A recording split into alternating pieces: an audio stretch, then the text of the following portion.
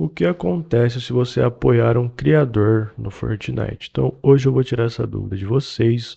Já deixa aquele like, se inscreve aí para receber mais vídeos como esse e bora lá.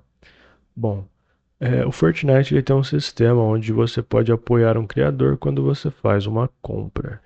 E o que acontece quando você apoia ele?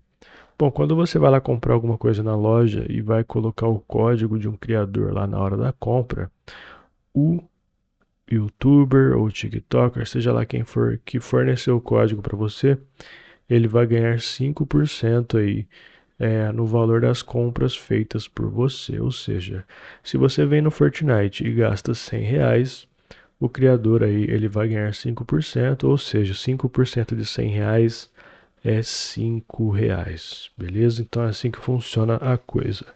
Espero ter aí tirado sua dúvida e até mais.